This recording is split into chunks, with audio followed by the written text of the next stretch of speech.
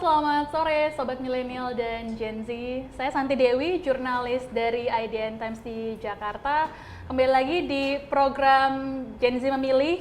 Ini adalah program khusus yang kami dedikasikan untuk kalian para pemilih muda karena menurut data dari Komisi Pemilihan Umum, pada pemilu tahun 2024 mendatang, mayoritas pengguna hak suaranya adalah kalian milenial dan Gen Z yang mayoritas berusia di bawah 40 tahun gitu. Jadi harusnya tadi kita itu kan membahas mengenai topiknya netralitas TNI di pemilu. Ada satu narsum nih yang ketinggalan, terjebak macet, kirain mau mengarah ke Stadion Gelora Bung Karno untuk menonton band Coldplay, oh ternyata lagi on the way ke kantornya IDN Times. Di studio IDN Times saat ini sudah kehadiran Kepala Dinas Penerangan TNI Angkatan Darat Brigjen Christomay Sianturi. Selamat sore, Selamat Pak sore, Christomay. Mbak Selamat sore, Santi. Jenderal. Mohon maaf terlambat. Tidak apa-apa. Memang dari tadi sudah macetnya dari jam 1 siang bahkan, Pak Iya, Christomay. iya, Tapi iya, nggak iya. kepengen nonton juga tadi. Gak usah lah, nanti nonton dari YouTube aja selesai. Sama aja. Iya betul. Kirain termasuk salah satu fansnya atau mungkin pas sepanjang tadi macet sempat ngelihat kan tadi ada yang viral juga tuh, kita sempat bahas dengan Kang Farhan bahwa vokalisnya sempat jalan kaki nggak pakai alas kaki Pak Christomay gitu. Jadi udah mulai merasakan suasana Indonesia gitu. Oke, jadi kita akan ngebahas dulu selain mengenai isu pemilu, kita pengen tanya-tanya juga ke Pak Christomay soal apa sih fungsi dan tugas dari para prajurit yang bertugas di TNI Angkatan Darat. Nah, langsung aja nih Pak Christomay. Jangan ketawain ya Pak pertanyaannya kalau misalnya umum nih Pak, perbedaannya. Kan banyak juga yang menanyakan gitu, kalau TNI itu kan 3 matra, AU, laut, dan juga darat. Nah, fungsi utamanya TNI Angkatan Darat ini menjaga wilayah Indonesia di daratan saja atau bisa juga misalnya kolaborasi dengan matra lain, Pak? Baik, Mbak Santi, jadi gini, sesuai dengan Undang-Undang Nomor 34 Tahun 2004 tentang TNI, nah, di situ ada tugas-tugas TNI apa, ya, tugas OMP, tugas OMSP, dan termasuk tugas-tugas kematraannya. Ya. Untuk Angkatan Darat adalah menegakkan kedaulatan, menjaga kedaulatan di darat, namanya Angkatan Darat, gitu ya. Nah, gitu. Jadi sudah jelas kita lebih banyak fungsinya adalah di daratan, gitu, Pak. Oke, dan karena kalau nggak salah jumlah personelnya lebih banyak dibandingkan matra lain ya Pak? Ya, secara statistik untuk saat ini kan memang jumlah personel TNI Angkatan Darat adalah yang paling besar di seluruh TNI, artinya kurang lebih sekitar 450 ribu kita personelnya Angkatan Darat ya. Gitu. Dan penerimaannya itu bisa melalui jalur Akmil dan juga ada jalur yang lain juga ya Pak? Jadi begini Mbak Sati, di TNI itu ada namanya perwira, bintara, dan tamtama, gitu ya. Untuk jalur perwira itu sumbernya bisa diambil dari Akmil, atau sumber kesarjanaan. Ya. Kemudian atau juga ada dari Secapa. Dari Secapa itu ada sekolah calon perwira dari bintara dengan hitungan masa yang tertentu dia bisa sekolah untuk jadi perwira. Kemudian ada bintara. Bintara ini ada yang berasal dari umum, artinya siswa SMA menjadi bintara.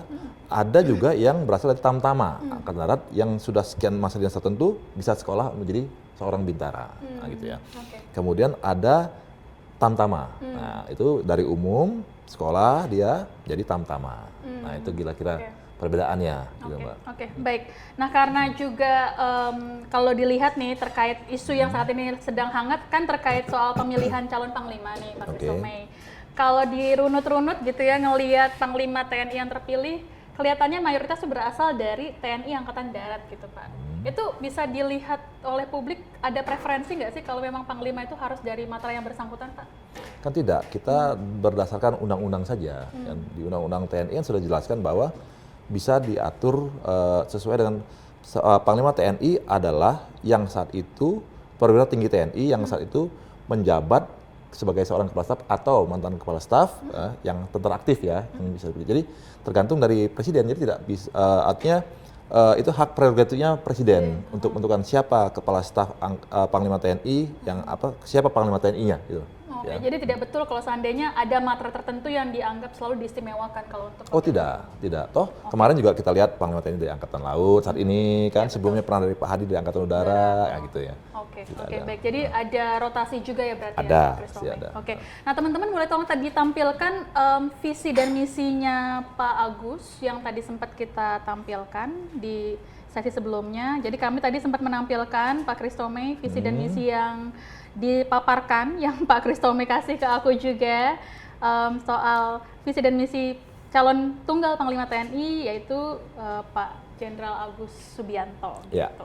Nah, ini kalau dilihat kan ada visinya itu bernama PRIMA ya Pak, Ya. singkatan dari profesional, responsif, integratif, modern, dan adaptif. Ya. Lalu ada 5 misi, dan karena yang paling disorot itu bagaimana mengenai netralitas pemilu, itu ada di poin kedua kalau saya baca dari pemaparan Jenderal Agus, yaitu meningkatkan kemampuan yang responsif dalam menghadapi perkembangan lingkungan yang strategis. Gitu. Kemarin saya udah ketemu Jenderal Agus dan menanyakan langsung ke beliau soal netralitas. Nah, kalau saya tanyakan lagi ke Pak Christome, bagaimana meyakinkan ke publik bahwa TNI, khususnya TNI AD, di pemilu 2024 mendatang itu akan netral, Pak?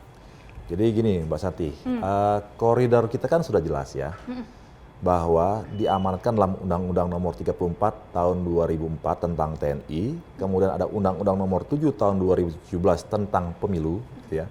Di situ sudah disebutkan di Undang-Undang Nomor 34 Pasal 39 pertama, itu bahwa TNI tidak boleh terlibat dalam politik praktis, gitu ya, tidak boleh terlibat dalam politik, gitu ya. Nah, kemudian di Undang-Undang Nomor 7 Tahun 2017 tentang pemilu juga disebut ada Pasal 494, Pasal 200, nah itu bahwa bahkan di situ disebutkan sanksinya, bahwa apabila ada sanksi pidana maupun sanksi disiplin untuk TNI. Nah, di situ itulah koridor kita bergerak bagaimana menjamin netralitas TNI itu sendiri. Oke. Tapi sejauh ini sudah mulai ada laporan yang masuk dari publik nggak, misalnya ke TNI AD Pak, bahwa ada dugaan-dugaan ke arah sana tidak netralnya itu? Sampai saat ini belum ada, ya. Dan kita juga meminta masyarakat ataupun Bawaslu ataupun siapapun itu yang kalau memang jika ada ditemukan keterlibatan TNI dalam pemilu berpihak pada salah satu kontestan tertentu, silakan lapor kepada kami. Dan Bapak Kasat sendiri sudah menyampaikan bahwa akan membuat pengaduan hotline. Oh gitu. Nah, gitu. Silakan dilaporkan. Bisa menghubungi ke nomor berapa tuh berarti Pak nanti rencananya? Ya, nanti kita akan sampaikan karena di setiap kodam ada setiap daerah kan ada kodam-kodam tertentu. Ya, artinya juga bisa melaporkan ke sana, bisa juga langsung kepada nanti ke kami ke Dinas Penerangan Angkatan Darat ataupun satuan-satuan TNI yang ada. Jadi di TNI sendiri itu kan ada hukuman pidana, pidana militer dan hukuman disiplin. Jadi nanti kita lihat tingkat kesalahannya bagaimana nih. Kita kalau berkoordinasi dengan Bawaslu, apa tingkat pelanggaran yang dilakukan. Nah, itu bisa kita tentukan nanti. Apakah dia melanggar secara pidana, berarti hukuman pidana militer, atau secara disiplin. Nah, hukuman disiplin kita kembalikan lagi kepada atasan yang berhak menghukum, ankumnya. Nah, gitu. Jadi harusnya kalau kombinasi itu lebih berat ya Pak jatuhnya? Oh iya dong. Jadi misalnya saya seorang prajurit di batalion A misalnya. Ketika ada masyarakat melapor, ini enggak, si A ini, si Christome ini dia tidak netral, dia terlibat mendukung partai tertentu. Dia laporan kepada komandannya. Nah, komandan akan mengambil langkah gitu ya. Akan memeriksa yang bersangkutan, kemudian akan dicek pelanggarannya. Ini termasuk kategori pelanggaran pidana militer atau disiplin. Nah, gitu. Tadi salah satu masukan juga dari anggota Komisi 1 DPR mengingatkan juga bahwa sebenarnya yang harus bersikap netral itu tidak hanya prajurit TNI yang bersangkutan, tetapi juga anggota keluarganya, anggota keluarga terdekat gitu Pak. Karena apalagi penggunaan media sosial kan sekarang makin masif nih. Ntar tiba-tiba lagi ngelihat konten tertentu dari paslon tertentu, dikomentarin tertentu, nge-like lalu jadi isu gitu. Dan sudah pernah ada presiden sebelumnya tuh Pak Christome. Ada imbauan itu juga nggak sih? Jadi gini, Bapak Kasat memerintahkan bahwa saat ini seluruh prajurit kita dilengkapi dengan buku saku tentang netralitas TNI. Di dalam buku saku netralitas TNI itu sudah disebutkan. Di bawah sih Pak buku sakunya? Saya nak bawa buruan. Di dalam buku saku itu, tapi ada online ya. Di dalam buku saku itu sudah disebutkan bahwa apa saja yang boleh dilakukan dan tidak boleh dilakukan oleh prajurit TNI, gitu ya. Dan kemudian contoh, misalnya kan yang namanya keluarga itu kan pasti setiap hari ketemu ya. Tetapi memang kita prajurit ini tidak boleh mengarahkan untuk memilih salah satu. Nah, jangan itu mengkomen, like and share salah satu kandidat calon capres juga sudah sampai tidak boleh, gitu loh, gitu. Nah, kan kalau misalnya mengarahkan salah satu paslon tertentu, misalnya untuk dipilih pada paslon tertentu, nanti kita lihat ini udah 3 pelanggaran pidana atau dia disiplin. Nah, kan sesuai dengan undang-undangnya. Ada nggak tercantum dalam Undang-Undang Nomor 7 Tahun 2017 misalnya? Nah, kan disebutkan di situ di pasal 494 tuh. Apabila di luar itu maka hukumannya adalah hukuman disiplin diserahkan kepada ankum yang yang bersangkutan gitu. Tapi betul ya Pak ya, kalau misalnya yang melakukan kesalahan itu adalah anggota keluarga terdekat, itu bisa berdampak ke karir prajurit yang bersangkutan ya? Pasti dong, gitu kan. Iya. Artinya gini, yang namanya keluarga kan pasti terikat satu. Dan saya sebagai kepala keluarga, mereka tidak bisa membina keluarga saya dong, gitu loh. Gitu. Tapi kan saya juga tidak boleh sebagai prajurit mengarahkan istri saya misalnya, kan dia belum milih. Kamu pilih ini ya, nggak boleh. Serahkan saja kepada dia, gitu.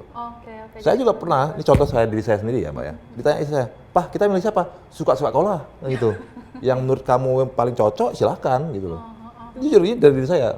Ini betul ini. Saya pernah tanya istri saya, Pak kita pilih siapa? Suka-suka kau, udah gitu. Nah gitu.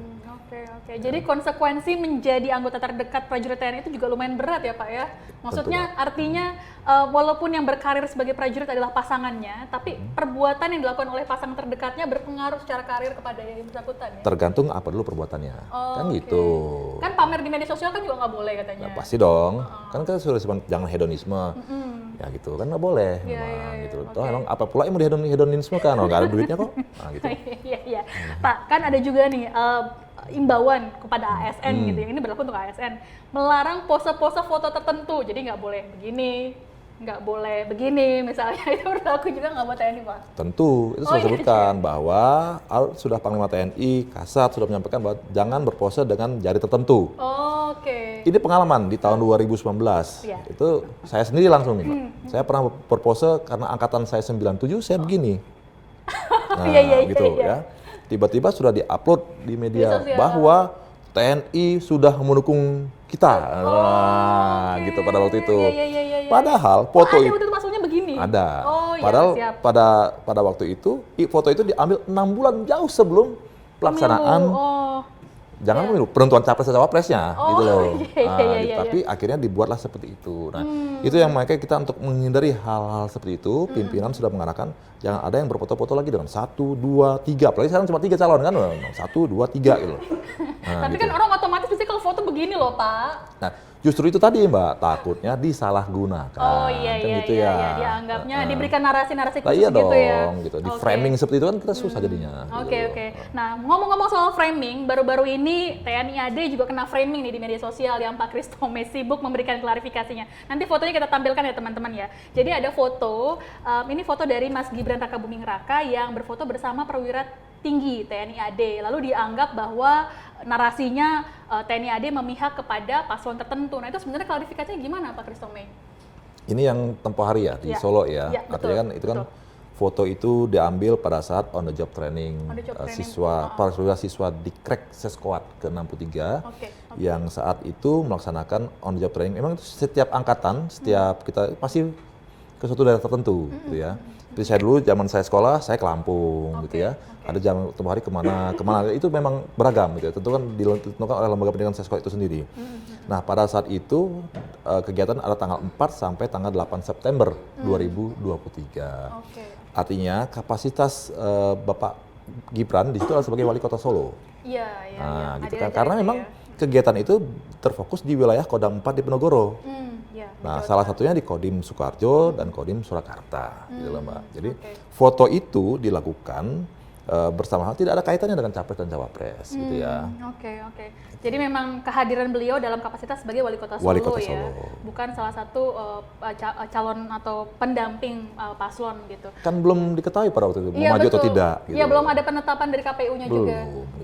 Oke. Tapi ini menjelang pemilu gitu Pak, kan masih ada tudingan gitu kepada TNI bahwa ini dianggapnya tidak netral gitu. Sementara toh kalau dianggap netralitas kan bisa saja dilakukan oleh pihak lain gitu. Itu TNI menyikapi tudingan-tudingan seperti itu gimana tuh Pak? Baper nggak sih Pak? Ya ngapain baper, kan kita jangan sampaikan fakta dan datanya aja. Nyatanya kami tidak berpihak, imparsial, kami netral, kan gitu ya.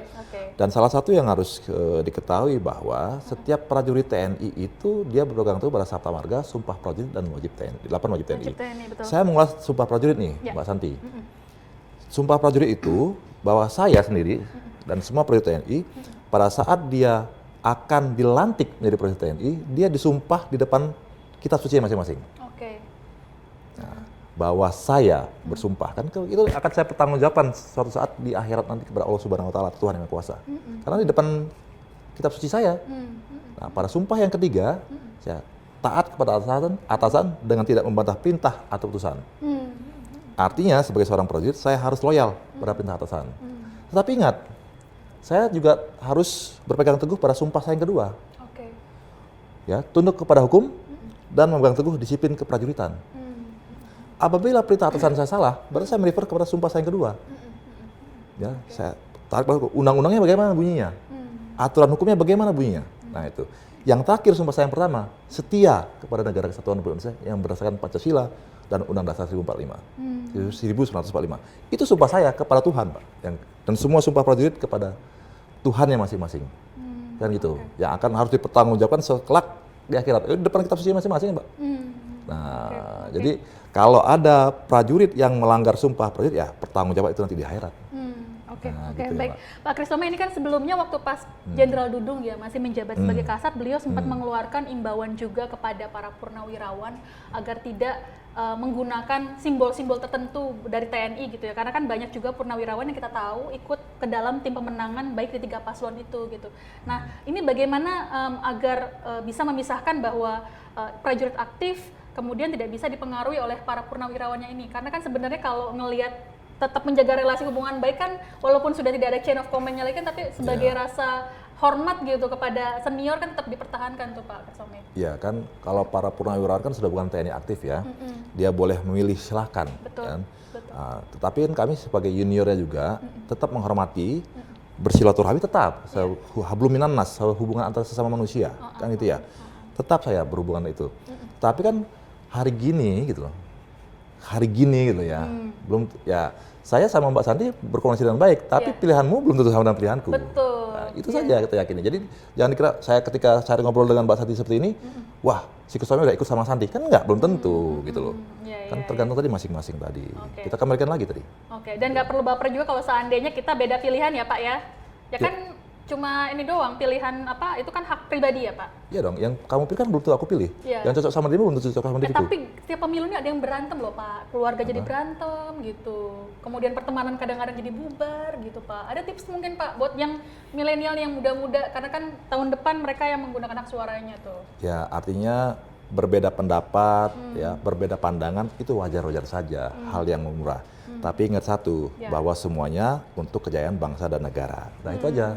Oke. Jadi yang terpenting kita persatuan bangsa itu yang dinomorsatukan ya. Nggak perlu berantem cuma karena pilihan pemilu setiap 5 tahun sekali itu ya Pak. Berbeda boleh, setelah itu kan setelah ada yang terpilih ya sudah satu lagi lah. Iya, betul. Oke, baik. Ini yang terakhir Pak Christome, karena aku dengar Pak Christome harus ada agenda selanjutnya gitu. Nah, kalau ada teman-teman muda yang ingin bergabung nih ke TNI Angkatan Darat gitu Pak, bagaimana cara mereka untuk bisa mendaftar gitu, entah itu melalui Akmil atau melalui Bintara Pak? Ya, jadi untuk teman-teman Gen Z ya, Gen Z dan milenial. Silakan dipantau, dimonitor, kan kita punya website TNI Angkatan Darat, di situ pasti akan diumumkan kapan pendaftaran Akmil, kapan sekolah perwira karir, kapan pembukaan Bintara dan Tamtama. Di situ juga langsung bisa download formulirnya. Nah, yang perlu adalah menyiapkan diri untuk menghadapi tes itu tadi. Yakinlah pada kemampuan sendiri, pasti bisa. Siapkan dengan baik. Oh, yang saya harus siapkan adalah tes akademik, jasmani, psikologi. Semua sudah pernah banyak yang melakukan. Nah, silakan disiapkan dengan baik. Kan gitu ya, Mbak. Pak, nambah satu lagi, kan kadang-kadang nih kalau yang masih muda masih suka berekspresi gitu ya, jadi ada yang nato badannya lah, ngewarnain rambutnya, itu nggak boleh masuk ya, nggak bisa masuk ya Pak? Kalau tato memang kita tidak boleh sampai saat ini. Ya, aturan kita tidak boleh gitu ya. Tapi kalau rambut kan mau dicat, abis itu cat hitam lagi lah, kan selesai permasalahannya. Gitu.